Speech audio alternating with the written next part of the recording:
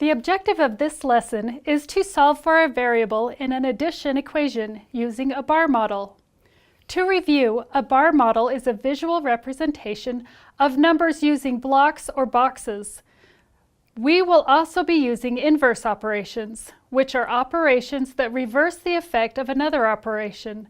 For example, addition and subtraction are inverse operations.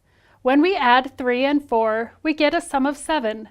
The inverse operation would start with 7 and subtract 4 to get a difference of 3.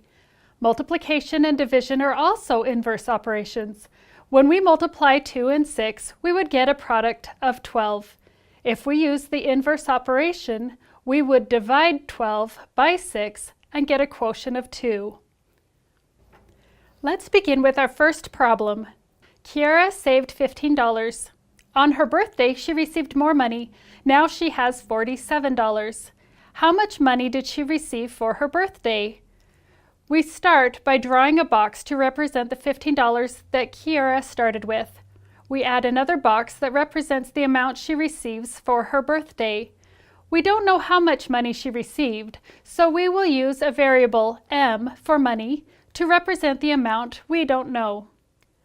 The parts $15 and m together total $47, so we will draw another box above the two parts that represent the total and label it $47. Next, we need to write an equation that represents the problem. $15 plus m equals $47. To solve the problem, we use the inverse operation to reverse the equation. The inverse operation is subtraction, so the new equation would be written as m equals $47 minus $15. This shows that taking 15 away from 47 would leave whatever m represents. Now we subtract $47 minus $15 and find that the answer is $32. Therefore, m equals $32. Kiara received $32 more for her birthday. Let's try another problem. The same process is used when the problem uses fractions. Each week, Ella's family takes a walk around their neighborhood. Last week, they walked to the park.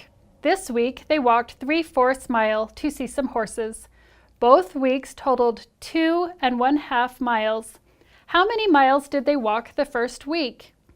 We don't know how far Ella and her family walked last week, so we will use a variable, w, for walking to represent that amount and place that in the first box. This week she walked 3/4 mile. We will add that to last week by placing 3/4 mile in the second box. The parts w and 3/4 are added together to total 2 1/2 miles, so we will add a bar above the parts and label it 2 1/2 miles. The equation that matches this bar model is w plus 3/4 equals 2 1/2. To solve the problem, we use the inverse operation. The inverse operation is subtraction, so the new equation would be written as w equals 2 1/2 subtract 3/4. When we subtract 2 1/2 minus 3/4, we make the mixed number 2 1/2 into fractional form, or an equivalent fraction greater than 1. We can represent our two wholes as 2 halves or 2/2. 2 halves plus 2 halves plus 1/2 equals 5 halves. Next, we find a common denominator for both fractions, which would be 4. We multiply 5 halves times 2 halves to get 10/4. Now we can subtract 10/4 minus 3/4 to get a difference of 7/4. Finally, we put our answer into simplest form. We know that 4/4 is equal to 1 whole, so we will pull that out from the 7/4. We have 3/4 left.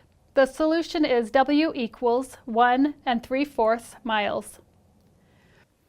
When an equation is already given, such as 21 plus c equals 410, we can draw a bar model to represent each part of the equation. In the first bar, we would write what we know, 21. In the second bar, we would write what we don't know, represented by the variable c. Together, the parts 21 and c total 410. The inverse operation of this equation would be subtraction. We write the inverse equation as c equals 410, subtract 21. When we subtract, we get an answer of 389. Therefore, c equals 389. The objective for this lesson was to solve for a variable in an addition equation using a bar model. We met this objective by representing problems using a bar model, writing the problem as an equation, then using the inverse operation to find the solution.